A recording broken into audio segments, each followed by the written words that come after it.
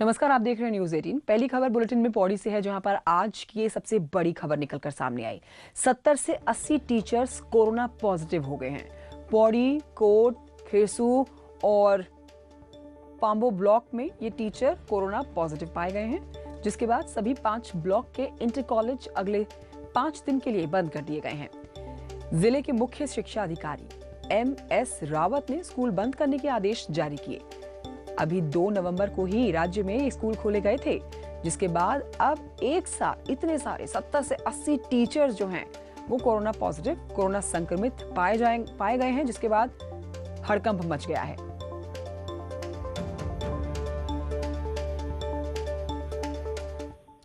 अब तक का कोरोना अपडेट आपको दे देते हैं। आज में कितने और संक्रमित मरीज सामने आए, तो आपको बताएं कि आज राज्य में कोरोना के 480 नए मामले सामने आए हैं और पिछले 24 घंटे में 9 मरीजों ने अपना दम तोड़ा है। उत्तराखंड में कोरोना के कुल केसेस अब 64,000 के पार पहुंच गए हैं। एक्टिव मामले घटकर 3600 हो गए हैं। नए केसेस की बात करें तो देहरादून में 84 और पौड़ी में 118 नए कोविड केसेस आए हैं।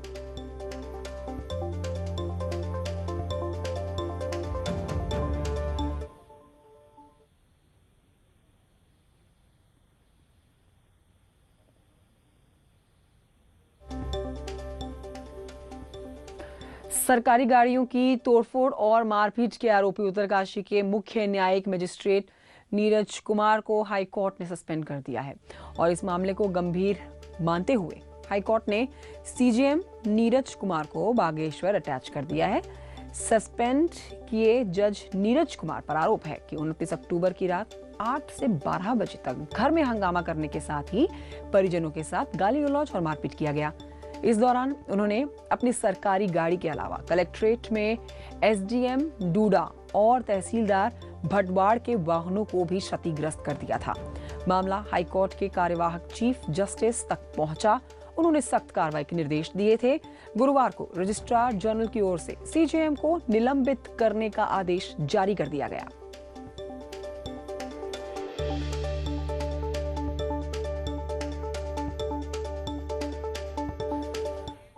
खटीमा नगर पालिका चेयरमैन सभासद और EO की आपसी गुटबाजी के चलते विवादों में है।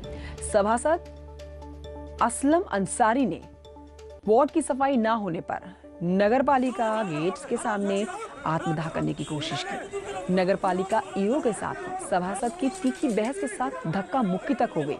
हालात ऐसे थे, डर के मारे जान बचाने के लिए गालियां खा रहे EO भागे तो एक पूर्व सभासद EO के पीछे भागा।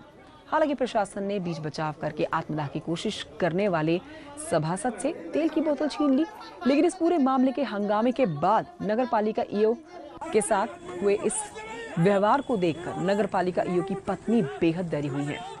इन हालातों में काम करने पर अपने और पति की जान का खतरा होने की बात कह रही हैं। सबसे वार्ता हुई है पर नगर पालिका गेट के आगे नीचे सारे लोगों ने बात करी, तो यो साहब ने यही कहा कि बहुत लोग, ढेर सारे लोग धमकी देते हैं, कोई कुछ नहीं करता, अगर आत्महत्या करना तो कर लो। ये साहब ने उसको आया मुझे अभियान के उससे हो सकता है कि कर्मचारी वहाँ नहीं जा पाए हैं, उनको भेज दिया जाता और वो दूसरी जगह से व्यवस्था हो जाती। लेकिन हाँ, इस तरह से व्यवहार करना, ये धक्का मुक्की और ये सब चीज़ें जो है अच्छी नहीं है। मैं जो आदमी मारने के लिए आया वो यहाँ चाय पी के जाता था, वो रात को भी मेरे से दरवाजा खुलवाया। हो सकता है मुझे रात को मार दे, मेरे पति को रात को मार दे, चाहे वो सभासद हो, चाहे चेयरमैन हो, चाहे। बीते रविवार को हल्द्वानी के नशा मुक्ति केंद्र में भर्ती पिथौरागढ़ के एक युवक की मौत हो गई थी। मृतक मरीज के परिजनों ने नशा मुक्ति केंद्र पर पीट कर मारने का आरोप लगाया था, जिसके बाद पुलिस ने घटना में शामिल नशा मुक्ति केंद्र के 3 कर्मचारियों के साथ ही 3 मरीजों को भी गिरफ्तार कर लिया और इन पर आरोप है कि पीट कर मरीज को मार डाला गया।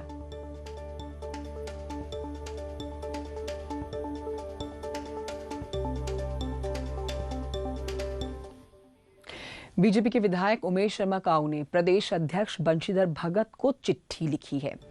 पार्टी के नेता इंदु बाला पर ट्रेनिंग शिविर में पूर्व CM विजय बहुगुणा के खिलाफ अपशब्द कहने का आरोप लगाया। यही नहीं, विधायक काऊ ने इसे अनुशासनहीनता बताते हुए लिखा, इस दौरान महानगर अध्यक्ष सीताराम भट्ट और मंडल अध्यक्ष सुभाष यादव भी वहां पर मौजूद थे, लेकिन उन्होंने भी इंदुबाला को रोकने की कोशिश नहीं की। काऊ ने उनकी विधानसभा क्षेत्र के मंडलों में प्रशिक्षण शिविर आयोजित होने के बावजूद क्षेत्रीय विधायक यानी कि उन्हें ही नहीं बुलाए जाने पर भी नाराजगी जाहिर की। इंदुबाला ने उन पर लगे हुए सभी आरोपों को सिरे से खारिज कर दिया है। सरकार की उपलब्धियां बताते हैं, गिनाते हैं, तो हम पूर्व सरकारों की आलोचना भी करते हैं, सकारात्मक ढंग से करते हैं। मैंने किसी का नाम कभी नहीं लिया। मेरे बहुत श्रद्धेय हैं विजय बहुगुणा जी और काऊ प्रधान जी भी बहुत श्रद्धेय हैं। पता नहीं किसने किस तरह की बात चलाई है, मुझे उसका कोई ज्ञान नहीं है। वहीं आपको बताएंगे, पार्टी के मुख्य प्रवक्ता मुन्ना सिंह चौहान का कहना है कि कार्यकर्ता चाहे छोटा हो या बड़ा, किसी को भी अपशब्द नहीं कहे जा सकते। उन्होंने कहा कि पार्टी इसका संज्ञान लेगी। वहीं बहुगुना समर्थक माने जाने वाले मंत्री सुबोध उनियाल कहते हैं कि ऐसा गलतफहमी से हो गया था। प्रदेश अध्यक्ष से बातचीत के बाद मामला सुलझा लिया गया। आपको यहां बता दें कि विजय बहुगुना के साथ कांग्रेस से बीजेपी आने वालों में उमेश शर्मा काऊ भी शामिल थे।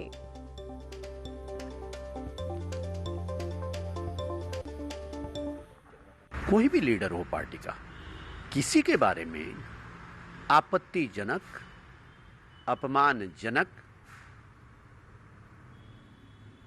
शब्द कहना, शब्दों का प्रयोग करना, उस बात की इजाजत पार्टी किसी को भी नहीं देती।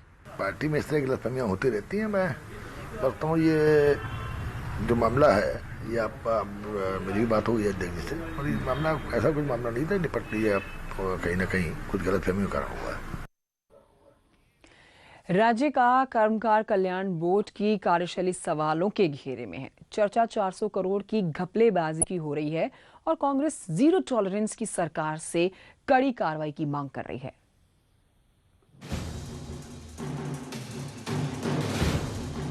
कर्मकार कल्याण बोर्ड ने कितने जरूरतमंदों का कल्याण किया, ये बात अभी साफ नहीं है, लेकिन जैसे जैसे बोर्ड के कारनामों की खबरें सामने आ रही हैं, वैसे वैसे राजनीति भी गर्माती जा रही है। कांग्रेस का कहना है कि कर्मकार बोर्ड के अंदरूनी तार कहां तक हैं और करोड़ों की घपलेबाजी का सच क्या है, सरकार को इसके लिए स्पेशल इन्वेस्टिगेशन टीम यानी SIT से जांच करानी चाहिए। स्थिति इसलिए गंभीर है कि सरकार ने स्वतः ही कार्रवाई की है। मंत्री को जो है अध्यक्ष पद से हटा दिया, जो सचिव थी उनको भी हटा दिया, नया बोर्ड का गठन किया है। 403 करोड़ रुपए की जो है खरीदारी हुई है और जिस तरीके से उसमें बंदर बांट हुई है, तो सरकार को चाहिए, जीरो टॉलरेंस की बात करते हैं तो निश्चित रूप से उन्हें चाहिए कि वो उसकी SIT जांच कराए। कांग्रेस को कर्मकार बोर्ड के काम में घपले घोटाले की बू आ रही है, लेकिन सरकार को समझ नहीं आ रहा कि जांच की बात पर कहा क्या जाए। हालांकि 400 करोड़ के सामान का हिसाब किताब देने की बात सरकार के प्रवक्ता जरूर कह रहे हैं। इतना बांटा गया ये मेरी जानकारी में अभी नहीं है, लेकिन वो तो सारा हम ब्लैक एंड व्हाइट जो भी होगा हम आपके सामने रखेंगे उसको। इसके लिए अलग से बताएंगे कितना पैसा हुआ, क्या कैसे खर्च हुआ। NH घोटाले से लेकर स्कॉलरशिप घोटाले तक में सरकार ने घपलेबाजों को बख्शा नहीं। ऐसे में अब 400 करोड़ का सामान बांटने वाला कर्मकार बोर्ड सवालों में घिर गया है और कांग्रेस को लगता है कि इतनी बड़ी रकम का सच SIT ही सामने ला सकती है। दीपांकर भट्ट, न्यूज़ 18, देहरादून। नेता प्रतिपक्ष इंदिरा हृदयेश की बात करते हैं, जिन्होंने ब्यूरोक्रेसी और सरकार के मंत्रियों के बीच में कोऑर्डिनेशन की कमी पर सवाल उठाए हैं। इंदिरा कहती हैं कि सरकार के मंत्री ब्यूरोक्रेसी से काम नहीं ले पा रहे हैं। इंदिरा ने कहा कि मंत्रियों का हाल उस घुड़सवार सा दिख रहा है जिसे घुड़सवारी करना आता ही नहीं है और घोड़ा उसे गिरा देता है। उन्होंने कहा कि जो मंत्री सचिवों से काम नहीं ले पा रहे हैं वो उस पद पर रहने योग्य नहीं है, उन्हें तत्काल अपने पद से इस्तीफा दे देना चाहिए। देखिए, मैं ऐसा नहीं मानती हूँ। इसके लिए अंग्रेजों के ज़माने की कहावत है, जो घुड़सवारी जानता है घोड़ा उसे मंजिल तक पहुँचाता है, बाकी को रास्ते में गिरा देता है। तो मुझे लग रहा है इन्हें हैंडल करना प्रशासन को आ ही नहीं रहा है। ऐसी दिक्कत इतना लंबा समय मुझे हो गया है। उधर खबर देहरादून से है, जहां पर सीएम त्रिवेंद्र रावत ने जल जीवन मिशन की समीक्षा बैठक की। निर्देश दिया कि स्कूल, आंगनबाड़ी दिसंबर 2020 तक टारगेट पूरा कर लें। साथ ही कहा कि जल निगम और जल संस्थान रोज टारगेट तय करके ही काम करें। राज्य में 16,26,000 पानी के कनेक्शन का टारगेट है, जिसमें से अब तक 3,53,000 कनेक्शन दिए जा चुके हैं। चमोली, देहरादून, बागेश्वर में इस साल हर घर को पानी दिए जाने का टारगेट है।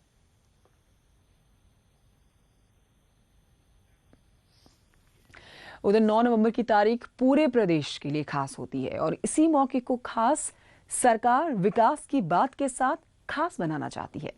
वो भी ये कहते हुए कि ईमानदार मुख्यमंत्री, पारदर्शी विकास, इसके लिए गैरसैंण भी तैयार है। रिपोर्ट देखिए। 9 नवंबर को मुख्यमंत्री त्रिवेंद्र रावत गैरसैंण में कई शिलान्यास करेंगे तो जनता को कुछ सौगात भी देंगे। लेकिन तैयारी सिर्फ इतनी नहीं है। राज्य स्थापना के प्रोग्राम से प्रभारी मंत्री, सांसद और विधायकों को भी जोड़ा गया है। 9 नवंबर को जहां भी प्रोग्राम होंगे, चर्चा शिलान्यास से लेकर विकास की होगी और नाम मुख्यमंत्री का। पूरा हमारा बूंगीधार का एरिया है, वहाँ तक हो गया। हमारा जो है अल्मोड़ा का आधा हिस्सा हो गया। इस पूरे का एक बहुत बड़ा मास्टर प्लान बन गया है और उस दिन वहाँ विधिवत रूप से मुख्यमंत्री जी कई कामों के शिलान्यास भी करने वाले हैं। त्रिवेंद्र सरकार का दावा है कि 20 साल में जितना पारदर्शी विकास 2017 के बाद हुआ, उतना कभी नहीं हुआ। तो कांग्रेस को सरकार के दावे चुनावी तैयारी लग रहे हैं। ये सब चीजें इस ओर इशारा करती है कि वहाँ पर सब चीजें सामान्य नहीं। और जैसा कि समाचार पत्रों में आया है कि 403 करोड़ रुपए की जो है खरीदारी हुई है और जिस तरीके से उसमें बंदर बांट हुई है। साफ है कि 9 नवंबर को त्रिवेंद्र सरकार का प्लान विकास की बात के साथ अपनी उपलब्धियां गिनवाने का है। वहीं आस ये कि 2022 में भी जनता इसी विकास पर फिर विश्वास करेगी। Dipankar Bhatt, news 18 Dehradun. BJP youth wing की कार्यकारिणी घोषित कर दी गई है। प्रदेश अध्यक्ष समेत 92 युवा नेता प्रदेश कार्यकारिणी में शामिल किए गए। कार्यकारिणी में 6 उपाध्यक्ष, 6 मंत्री, मीडिया सेल में 7 लोग शामिल किए गए हैं। 5 प्रदेश प्रवक्ता बनाए गए। 9 लोगों को आईटी और सोशल मीडिया सेल में शामिल किया गया है। 43 लोग विभिन्न सेल में सह संयोजक नियुक्त किए गए हैं। इसके साथ ही सभी संगठनात्मक 14 जिलों में जिलाध्यक्ष भी घोषित किए गए।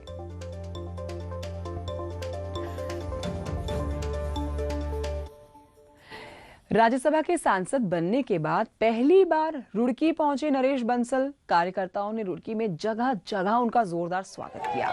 नरेश बंसल का कहना है कि केंद्र और राज्य में डबल इंजन की सरकार है। सरकारों के विकास कार्यों को जनता तक पहुंचने का काम करूंगा मैं। इस पूरे दौरान बीजेपी कार्यकर्ताओं ने सोशल डिस्टेंसिंग की भी जमकर धज्जियां उड़ा दी। तस्वीरें आपके सामने।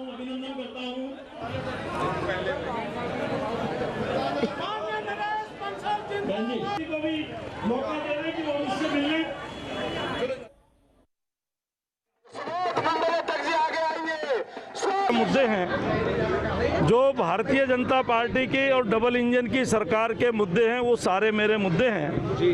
उन सबको पूरा करने के लिए जी जान से कोशिश करेंगे। तो बीजेपी के विवादित विधायक प्रणव सिंह चैंपियन की बात करते हैं। प्रणव सिंह चैंपियन की हम बात एक बार फिर से कर रहे हैं क्योंकि वो फिर से विवादों में है। सोशल मीडिया में एक ऑडियो वायरल हो रहा है। ये ऑडियो खानपुर से बीजेपी के विधायक प्रणव चैंपियन का बताया जा रहा है। इस ऑडियो में विधायक चैंपियन कथित तौर पर एक एबीवीपी कार्यकर्ता के साथ बात कर रहा है, जिसमें गालियां और धमकी सुनाई दे रही है। मामला लक्सर क्षेत्र में एक कॉलेज से जुड़ा हुआ है, जिसको लेकर एबीवीपी के कार्यकर्ताओं ने किसी फेसबुक पोस्ट पर कमेंट कर दिया और इसी कमेंट से चैंपियन नाराज बताए जा रहे हैं। चैंपियन ने एबीवीपी कार्यकर्ताओं को धमकाया। हालांकि आपको बताएं कि न्यूज़ 18 इस ऑडियो की प्रामाणिकता की पुष्टि नहीं कर रहा है।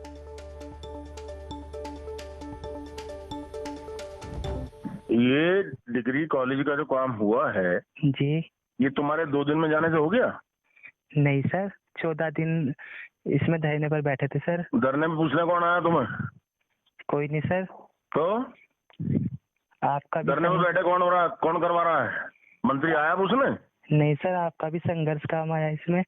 मेरा संघर्ष नहीं मैंने कराया है, तुम्हारी कोई औकात नहीं है। मैं तुम्हें पूछ कौन रहा है देहरादून में? विधानसभा तक में तो घुसने दे रहे थे। प्राची के फोन आए 3 बार मेरे पास, मैंने पास बनवाए और मंत्री चला भी गया था उठ के वहां से। जब तक एक एक पल का पता है मुझे जी। और नेपाल ढूंढेगा फेसबुक पे लिख रहा है वो, क्या यार तू उसको सपोर्ट कर रहा है कांग्रेस वाले को? ये क्या तरीका है? अरे मैंने खुलवाया है, तुम्हारी औकात क्या है? वहां 2 दिन पहले तुम गए हो हैं, निदेशालय से 2 दिन में ऑर्डर हो जाएंगे? नहीं सर। बेवकूफ, पूरी जांच होती है, फाइल ऊपर से नीचे तक चलते हैं, प्रशासन और शासन के तंत्र में जाती हैं। जी सर। परसों तुम लोग गए, हो गया 14 दिन बैठे हो, तुम्हें कोई वहां मंत्री को मैंने करवाया है, मंत्री से मिलकर के 360 फिरते हैं लक्सर कॉलेज जैसे वहां धरने बैठे हुए। जी। बेवकूफ कहीं के, क्या तुम सोच रहे तुमने करवा लिया ये? नहीं सर, आप नहीं करवाया। मंत्री के पास आना है 1 मिनट, कल ही आओ, तुम्हारी औकात बताता हूँ तुम्हें। तो चैंपियन एक बार फिर से विवादों में, उनका वायरल ऑडियो आप सुन रहे थे। हालांकि न्यूज़ 18 हम इस वायरल ऑडियो की पुष्टि नहीं करते हैं। एक छोटे से ब्रेक के लिए रुक रहे हैं, जल्द लौट रहे हैं।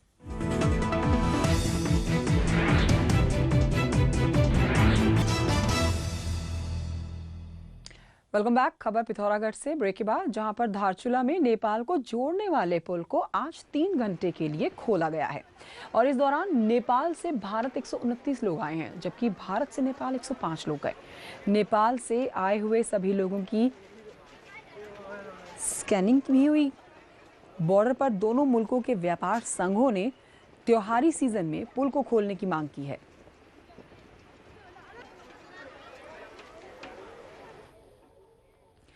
शराब दुकानों के बाहर सीसीटीवी कैमरा अब तक न लगाए जाने के मामले में सुप्रीम आज सुनवाई हुई है, जिसमें हाईकोर्ट ने सरकार का कहना है 1 महीने के भीतर जो आदेश का पालन नहीं हुआ है उसका पालन किया जाए।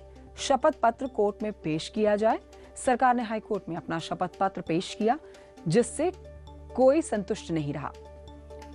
दरअसल 29 अगस्त 2019 को जनहित याचिका पर हाईकोर्ट ने अपना फैसला दिया था। कोर्ट ने अपने आदेश में कहा था कि राज्य सरकार 6 महीने के भीतर ही शराब नीति बनाए और शराब की दुकानों पर सीसीटीवी कैमरे लगाए जाएं। कोर्ट के आदेश का पालन न होने पर अवमानना याचिका कोर्ट में दाखिल की गई।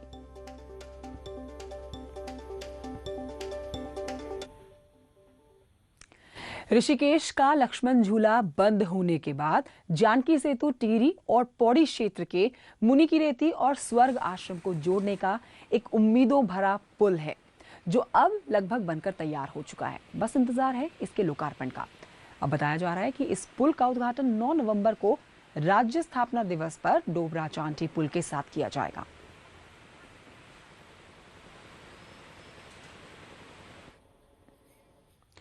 हल्द्वानी के करीब रानीबाग चित्रशिला घाट को कुमाऊं का पवित्र धार्मिक स्थल माना जाता है, लेकिन इस धार्मिक स्थल में किसी तरह का घाट नहीं है। लेकिन अब बीजेपी प्रदेश अध्यक्ष बंशीधर भगत ने केंद्रीय जल शक्ति मंत्री को पत्र लिखकर नमामि गंगे के तहत ही चित्रशिला में घाट बनाने की मांग की है, ताकि लोग पवित्र मौकों पर आराम से स्नान कर सके। बुलेटिन में इतना ही, छोटा सा ब्रेक, जल्द लौटेंगे।